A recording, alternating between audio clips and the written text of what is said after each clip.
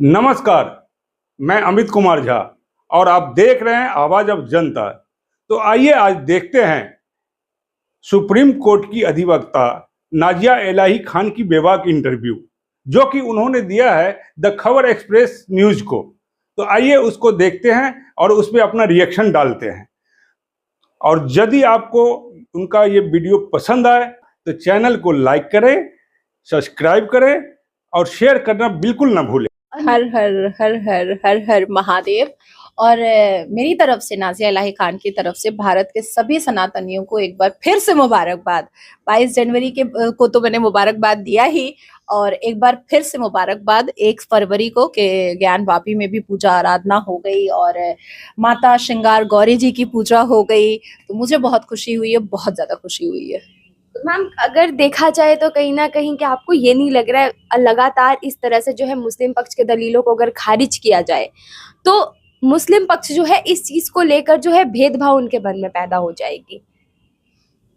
देखिए, मुझे आज कोई उठ करके कहेगा कि नहीं नाजिया जो है वो मर्द है, तो मैं क्या कहूंगी कि मेरी जांच करा लो, मेरा टेस्ट करवा लो। मैं प्रॉपर प्योर लड़की हूँ, एक बच्चा भी जन्म दिया है, ठीक है। तो उसी तरीके से मुसलमान पक्षों के पास अगर बाबरी मस्जिद का या ज्ञानवापी मस्जिद का अगर कोई भी प्रूफ है तो उस प्रूफ के लिए अभी भी कोर्ट का दरवाजा खुला हुआ है।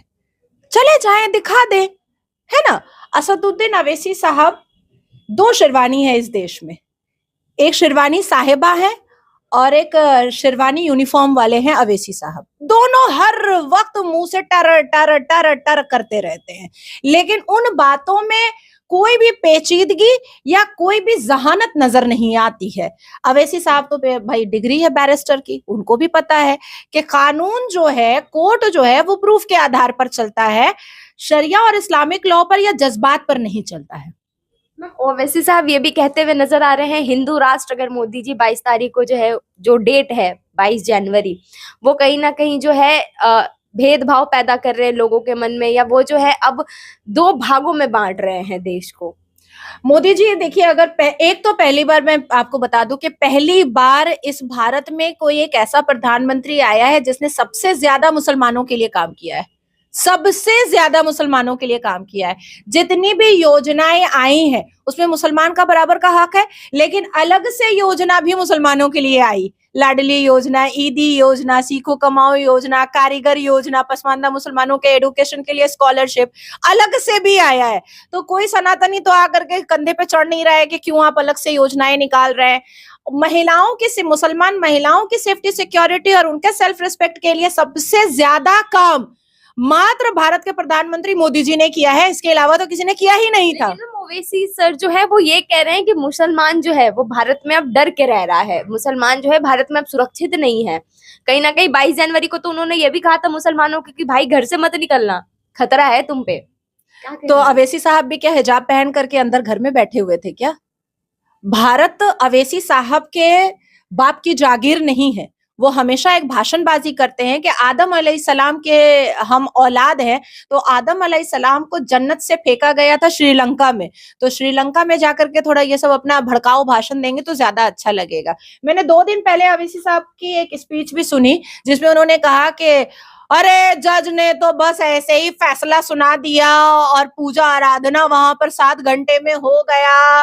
तो भाई 30 दिन का समय भी नहीं दिया अपील करने के लिए। तो अवैसी साहब शेरवानी उतार करके कोर्ट का गाउन क्यों नहीं पहन लेते हैं? कोर्ट का गाउन पहन करके जरा सबूतों को साबित करें कोर्ट के अंदर। दूसरी चीज मैं बताना चाहूंगी, 30 साल की लड़ाई थी, 30 साल की कानूनी लड़ाई थी ज्ञानवापी के लिए। तो 30 साल में इनके पास एक भी सबूत नहीं था ज्ञानवापी को ज्ञानवापी मस्जिद साबित करने के लिए, और 30 साल मुंह में लेमन जूस लेकर के बैठे हुए थे। और अभी 30 दिन के समय में ये बहुत बड़ा तीर मार लेंगे, जो 30 दिन का समय मिलेगा। फिर भी मैं उनको, वो बैरिस्टर है, बहुत ज्यादा पढ़े लिखे हैं, बहुत ज्यादा काबिल हैं, बहुत ज्यादा तेज बोलते हैं, तो मैं उनको याद दिला देना चाहती हूँ कि कोर्ट का दरवाजा अभी भी खुला हुआ है। और सर्वोच्च न्यायपालिका तो 31 जनवरी को जब लोअर कोर्ट ने ये फैसला दिया कि 7 दिन के अंदर वहां पर पूजा आराधना हो सकती है, तो उसके बाद तो 8 घंटे के अंदर ये सर्वोच्च न्यायपालिका पहुंच चुके थे। अपने पूरे टीम के साथ अंजुमन इंतजामिया पहुंच चुका था। सुबह के 4 बजे सुप्रीम कोर्ट ने बात भी किया।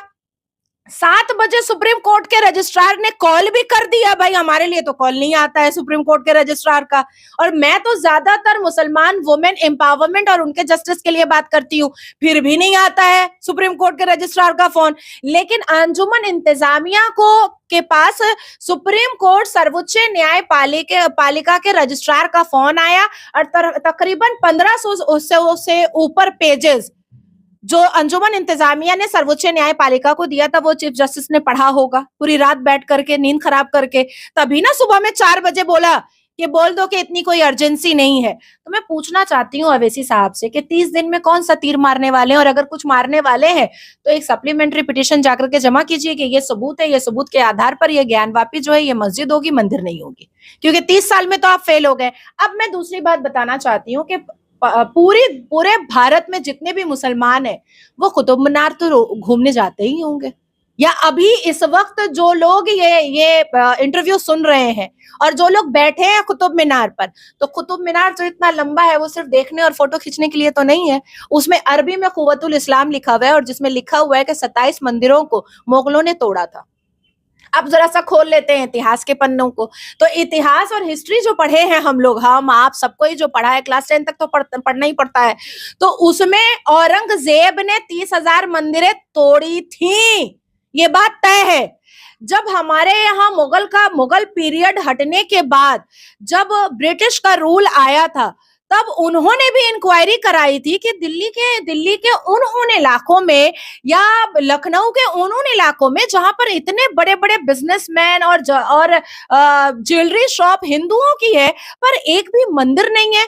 तब उन्होंने इतिहास के पन्ने को खोल करके देखा कि शाहजहां ने कहा था कि जहां जहां पर भी नॉन मुस्लिम धार्मिक जगह है उसको तोड़ करके खत्म किया जाए, और उसमें हवेली बनाई जाए, उसमें इमारत बनाई जाए, और उसमें शाही ईदगाह, मजार और मस्जिदें बनाई जाए। तो ये तो इतिहास बोल रहा है, ये तो ब्रिटिश का जो बुक्स उन लोगों ने जो किताबें लिखी है वो लोग बोल रहे हैं, मैं तो नहीं बोल रही हूँ। तो अवैसी साहब देखिए, उनकी जो सच्चाई है ना अवैसी साहब की या शेरवानी साहिबा की, जो पाड़ा मोहल्ला की जो जुबान वाली है, खुद वेस्टर्न पहनती है और हिजाब के लिए नारा बुलंद करती है कि सब मिल करके हिजाब पहनो, और आरफा शेरवानी लेकिन जींस पहन सकती है।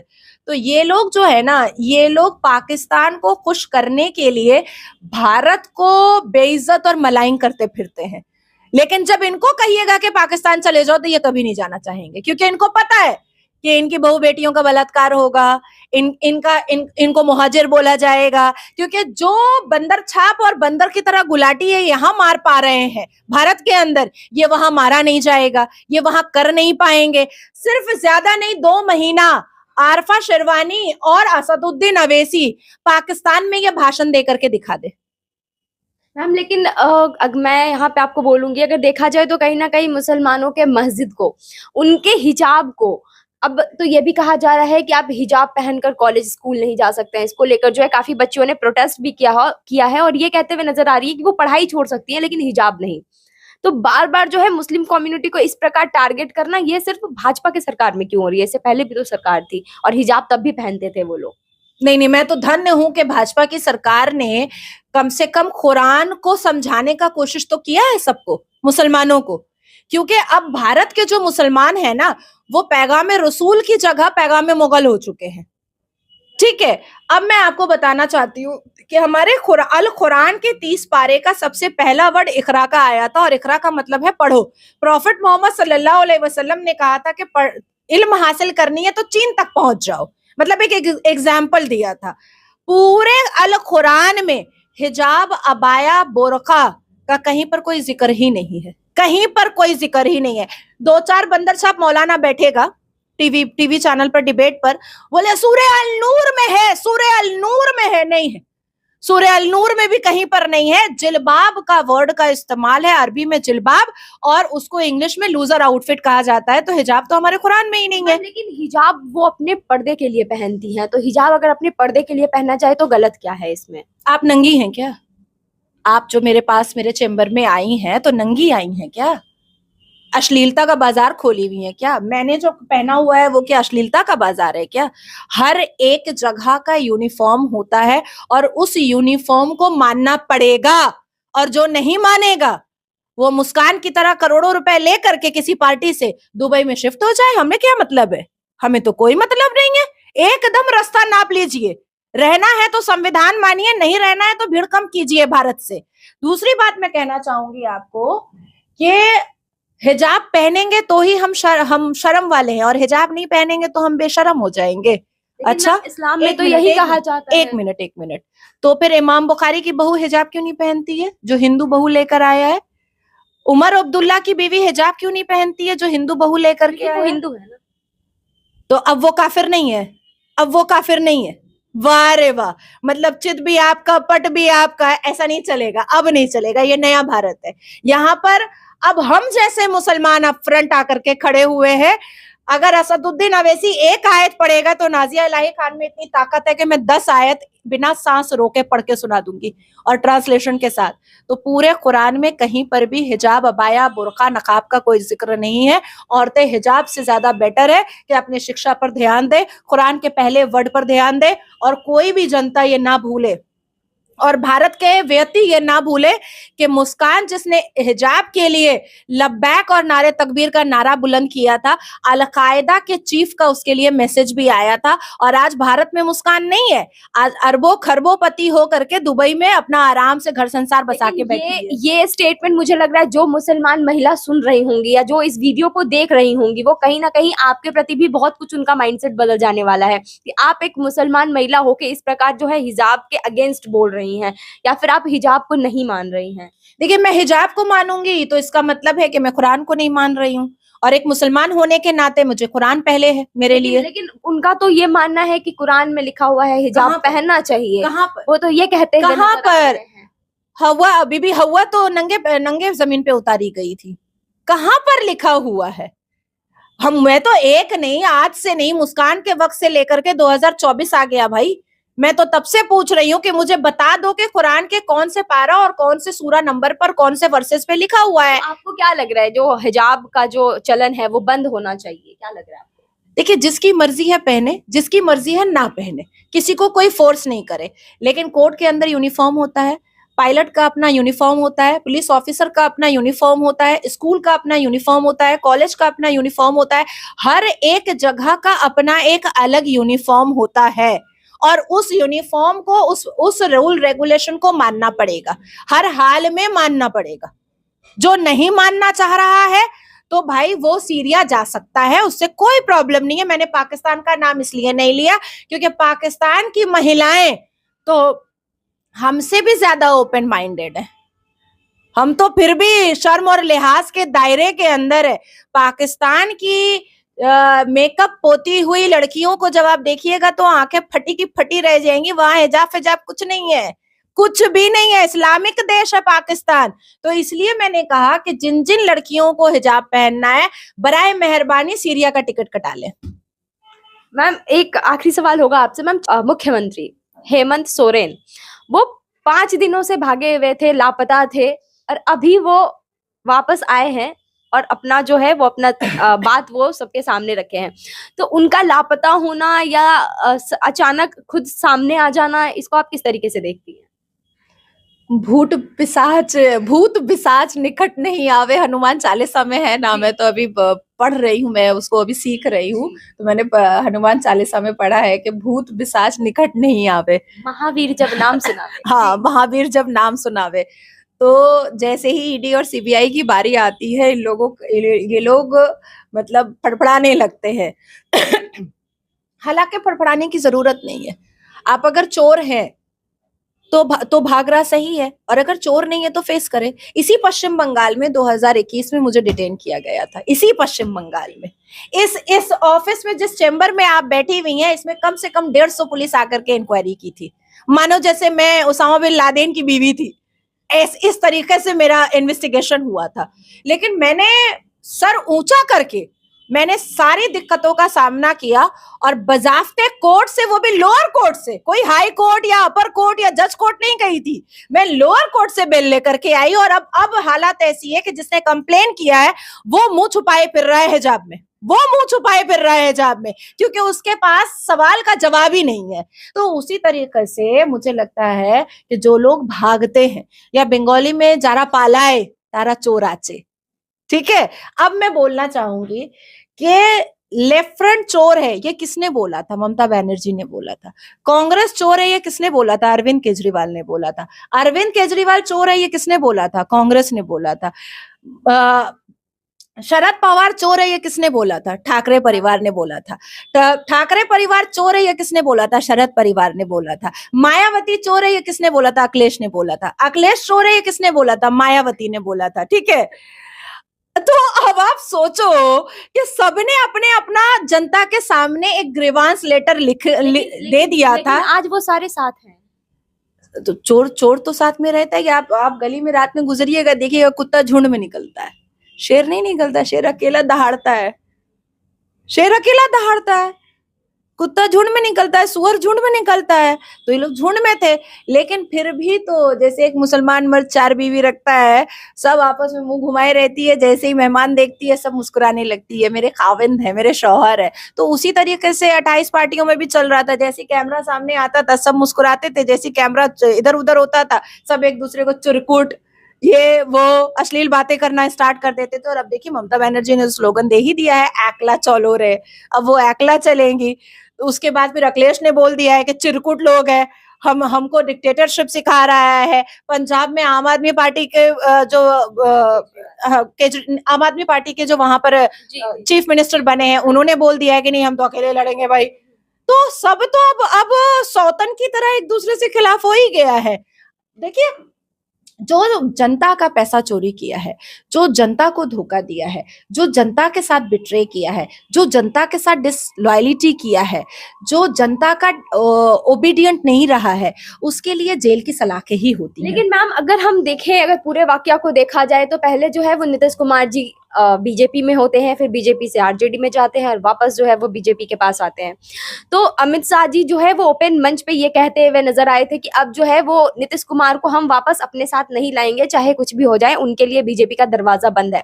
पता नहीं बीजेपी की क्या मजबूरी थी, उन्होंने नीतीश कुमार जी को जो है वापस से बीजेपी अपने साथ ले ली है। तो आपको क्या लग रहा है, नीतीश कुमार जी जैसे ही बीजेपी में आए, लालू के घर पे ईडी, हेमंत सोरेन ईडी, मतलब सबके घर पे जो है इस तरह से ईडी का जो अभी लग रहा है, ऐसे ईडी हर जगह छाई हुई है। तो क्या नीतीश कुमार के केस को ईडी से जोड़ना सही है? नहीं, लालू प्रसाद यादव के पूरे परिवार को ईडी का सम्मन कोई नया तो नहीं आया है, तो बहुत पुराना है। लेकिन नीतीश कुमार जी के शपथ ग्रहण करने के एग्जैक्ट नेक्स्ट डे मैं आपको पूरा डिटेल बता दे रही हूँ कि लालू प्रसाद क्या चारा घोटाला में नहीं गए थे जेल? क्या ईडी का सम्मन तेजस्वी यादव को 2021 में नहीं आया था? 2019 में नहीं आया था? आया था, बिल्कुल आया था। अब आप मुझे एक बात बताइए कि खड़गे जी ने नीतीश कुमार को समझाने के लिए कि गठबंधन ना तोड़े कितनी बार फोन किया? 101 बार, ठीक है। कांग्रेस के अलग अलग अधिकारियों ने कितनी बार फोन किया? 50 से ऊपर, जो मीडिया में आ गया, नेशनल न्यूज में आ गया। अमित शाह जी ने कितनी बार फोन किया? एक बार भी नहीं किया होता तो वो भी फोन में आता, ठीक है। झुक करके कोई सामने आया है तो उसको एक्सेप्ट कर लिया गया है, एक्सेप्ट किया गया है। हाँ, बीजेपी का कोई फायदा है? देखिए, बीजेपी अकेला काफी है, बीजेपी अकेला काफी है। बीजेपी को किसी की जरूरत नहीं है, क्योंकि बीजेपी के पास जनता है। हर हाल में बीजेपी के पास जनता है। इस नए भारत को, इस बढ़ते हुए भारत को, इस फलते फूलते हुए भारत को जनता बहुत पसंद कर रही है, बहुत पसंद कर रही है। जनता को मोदी जी तीसरी बार नहीं 300 बार चाहिए, 300 बार चाहिए। नीतीश कुमार ने क्या कहा था? मर जाएंगे लेकिन बीजेपी नहीं ज्वाइन करेंगे। तो काहे आए आप? काहे आए आप? बिल्कुल सही बात है ना? सिर्फ एक तरफ का स्टेटमेंट मत देखिए, दूसरी तरफ का भी देखिए। 3 महीना अपने लोगों को नीतीश कुमार बैठा करके रखे हुए थे दिल्ली में, ठीक है, वो बात हो गई। नीतीश कुमार ने सबसे ज्यादा आवाज बुलंद किया था कि सर्वे होना चाहिए भाई ओबीसी का और इसका उसका सबका सर्वे होना चाहिए। मैंने सुप्रीम कोर्ट के अंदर से सबसे पहले कहा था कि मुसलमान के 72 फिरका का भी सर्वे होना चाहिए, और जब वो वायरल हुआ और जब उस पर मैंने काफी लेटर्स बहुत ऊंची ऊंची जगह पर भेजा कि भाई जब ओबीसी का सर्वे हो सकता है तो मुसलमान 72 फिरका का सर्वे क्यों नहीं हो सकता है, तब जाकर के बहुत लोगों को समझ में आया कि भैया अब तो मुसलमान टूट जाएगा 72 फिरका, क्योंकि हम तो 17 करोड़ का राग अलाप रहे हैं। कहीं ऐसा ना हो कि हम 1 करोड़ भी ना बचे तो हमारी कोई औकात ही नहीं रह जाएगी। उसके बाद फिर तेजस्वी यादव ने क्या किया, यादव की बेटियों के मुंह पर थूक करके क्रिश्चियन लड़की से शादी कर लिया। नीतीश कुमार को यह भी समझ में आ गया कि अब तो ये सुअर का गू हो चुका है, ना निपने के काबिल है ना पोतने के काबिल है। अब तो यादव समाज जो है वो तो लालू प्रसाद यादव को कभी भी वोट करेगा नहीं, क्योंकि इसका बेटा जो है वो क्रिश्चियन लड़की को लेकर के आया, सांता क्लॉज के साथ क्रिसमस मनाया गया है, और भगवान राम के अगेंस्ट में अभद्र टिप्पणियां की गई हैं, और भाषणबाजी कौन किया है, बड़ा बेटा, पगला बेटा, उसके सपने में भगवान राम आ गया जो अपनी बीवी को इज्जत नहीं दे पाया। तो देखिए बहुत सारी चीजों को नीतीश कुमार ने ऑब्जर्व किया। देखिए नीतीश कुमार कोई सड़क छाप नेता नहीं है, इतने साल चेयर पे टिके रहना ये बहुत बड़ी बात है, और लालू प्रसाद यादव के अंदर डिक्टेटरशिप हमेशा से रहा है, और लालू प्रसाद यादव क्रिमिनल माइंडेड लोगों को रोटी बोटी पनाह हमेशा से बिहार में देते आए हैं। बिहार में मेरा एक बहुत बड़ा मैटर चल रहा है पटना डिवाइन हॉस्पिटल पर। अब वो हॉस्पिटल ऐसे एक नहीं, कम से कम 100 हॉस्पिटल में पटना में तोड़वाऊंगी, जिसमें 3 तल्ला हॉस्पिटल है और 2 तल्ले में घर और किटी पार्टी होता है, नाच गाना होता है। तो ऐसा पटना में अब टूटेगा हॉस्पिटल। तो क्राइम बहुत हो रहा था जो नीतीश कुमार से भी बर्दाश्त नहीं हो रहा। क्या लग रहा है अब नीतीश कुमार जो है वो वाकई में बीजेपी का हाथ थामे आगे चलेंगे, या फिर उनका मन हुआ तो वो वापस लालू जी का हाथ थामेंगे? वो देखिए औकात तो किसी की कभी भी दिखाई जा सकती है। अगर फिर से भरोसा किया गया है और उनको लिया गया है तो जरूर कुछ ना कुछ सुपीरियर लीडर्स के बीच में बात हुई होगी, और अगर अब फिर से वो इधर से उधर फुदक करके जाएंगे तो उसका भी कोई ना कोई रिपार्केशन दिखाई देगा ही, बिल्कुल देगा। मैम एक आखिरी सवाल बस आप सब मैं पूछूंगी। मैम अब जो है उत्तराखंड ऐसा पहला राज्य बन चुका है जहां जो है यूसीसी लागू हो चुका है, और पश्चिम बंगाल की मुख्यमंत्री ये कहते हुए नजर आ रही है वो जो है पश्चिम बंगाल में CAA यूसीसी जैसा कुछ कानून नहीं चलने देंगी। तो क्या लग रहा है आपको, ये हर एक राज्य के जो मुख्यमंत्री हैं या लोग हैं इस चीज को एक्सेप्ट कर पाएंगे? सबसे पहले तो मैं उत्तराखंड की तमाम माता बहनों को और खास करके अपनी मुसलमान बहनों और बेटियों को मैं कॉन्ग्रेचुलेट करना चाहूंगी, बधाई देना चाहूंगी, क्योंकि यूसीसी एक ऐसी चाबी है जिसकी वजह से मुसलमान बेटियों को, मुसलमान महिलाओं को सबसे ज्यादा फायदा होने वाला है, सबसे ज्यादा। क्योंकि हमारे पास उत्तराधिकारी का प्रोविजन नहीं था, हमारे पास अडॉप्टेशन का प्रोविजन नहीं था जो मानवता की सबसे पहले सीढ़ी है, लेकिन 4 बीवी रखने का प्रोविजन था, 4 सेक्स टॉय रखने का। तो ये सारी चीजों के माध्यम से मैं कहना चाह रही हूँ। अब रही बात के श्रीमती ममता बनर्जी ने कहा था कि वो आधार कार्ड भी नहीं मानेंगी, तो क्या हमारे पास इस पश्चिम बंगाल के लोगों के पास आधार कार्ड नहीं है क्या? श्रीमती ममता बनर्जी ने ये भी बोला था कि वो लव जिहाद एक्ट को नहीं मानेंगी। तो क्या बात है, हम क्या केस नहीं कर रहे हैं हाई कोर्ट में लव जिहाद एक्ट को लेकर के? हम तो कर रहे हैं। श्रीमती ममता बनर्जी कभी भी संविधान को नहीं मानना चाहती हैं, वो संविधान के ऑपोजिट काम करती हैं। तो क्या संविधान यहाँ पर हम लोग चला नहीं रहे हैं? क्या हाई कोर्ट खुला नहीं है, या लोअर कोर्ट खुला नहीं है, या कॉन्स्टिट्यूशन के द्वारा उनके और सेक्शंस के द्वारा उनके खुद के चट्टे बट्टे जेल की सलाखों के अंदर नहीं है? बिल्कुल अंदर है। श्रीमती ममता बनर्जी ने यह भी कई बार दिखाया है कि वो इस्लाम और मुसलमानों की मसीहा है, लेकिन उन्होंने इस्लाम की सबसे ज्यादा बेइज्जती की है, सबसे ज्यादा। लेकिन यहाँ के लोग तो लोगों का मानना वही है ममता बनर्जी जो है बारे में बात नहीं कर वो मुसलमानों की मसीहा है। नहीं, मैं जाली मुसलमानों के बारे में बात नहीं कर रही हूँ, मैं उन मुसलमानों के बारे में बात कर रही हूँ जो अल्लाह के कुरान को मानते हैं, अल कुरान को जो मानते हैं, जो उस पर चलते हैं। मैं उन मुसलमानों की बात कर रही हूँ। हमारे अल कुरान के हिसाब से कोई भी हिंदू, नॉन मुस्लिम महिला या मुसलमान महिला भी ईद की नमाज में मर्दों की भीड़ में नहीं जा सकती है। किसी भी तरीके का कोई भी हेट्रेट या प्रोवोकेटिव स्पीच या पॉलिटिकल स्पीच ईद की नमाज में नहीं दिया जा सकता है। तो मैं हाई कोर्ट से लेकर के सुप्रीम कोर्ट तक मैंने फाइल किया हुआ है, बिल्कुल किया हुआ है। क्या कर सकती हैं? मेरे को मरवा सकती हैं तो मरवा दे, और मेरा बलात्कार करने से भी कुछ नहीं होने वाला है। जब तक मेरी सांस चल रही है तब तक मैं गलत चीजों पर अपनी आवाज उठाऊंगी, चाहे जो हो जाए, चाहे जो हो जाए। तो श्रीमती ममता बनर्जी के बोलने से कुछ होगा नहीं। जब पार्लियामेंट में सीए और एनआरसी को लेकर के जब बातचीत चल रही थी तो किसके किसके मुंह में लेमन जूस था वो बता दे ममता बनर्जी। अब और एक अच्छी बात बता देती हूँ आपको कि जब श्रीमती ममता बनर्जी कांग्रेस के साथ अलायंस थी और वो पार्लियामेंट के अंदर थी तो पार्लियामेंट में उन्होंने स्पीकर के मुंह पर इतना कागज फेंका था, एनआरसी करते होवे, एनआरसी करते होवे, एनआरसी करना पड़ेगा, स्पीकर को उन्होंने कहा था। और स्पीकर को उन्होंने ये भी कहा था कि आप लोग जानबूझ करके लेफ्ट फ्रंट को बंगाल में जितवाने के लिए एनआरसी नहीं कर रहे हैं, क्योंकि आपको भी पता है कि पश्चिम बंगाल में घुसपैठिया बहुत ज्यादा है। अब एक चीज और याद दिला देती हूँ, आपको ही मैंने कहा था ना कि जावेरिया 45 दिन के बाद नहीं जाएगी। आई विश मैं आपसे 10-10 हजार का शर्त लगा लेती तो अभी आपसे 10,000 ले लेती। नहीं गई ना। अब आप समझ में आया कि यहाँ पर घुसपैठिया कैसे फिक्स होते हैं। और अब मैं आपको ये भी शर्त लगा दे रही हूँ कि कोई ना कोई मुसलमान नेता उसको आधार कार्ड भी और वोटर आईडी कार्ड भी बना के देगा अपने अपने एमएलए और मंत्री के लेटर हेड पर। ये भी मैं बना के दे रही हूँ। तो ऐसे लोगों को निकालना हमारा कर्तव्य है। पश्चिम बंगाल से घुसपैठिया निकालेंगे और कोई नहीं रोक पाएगा।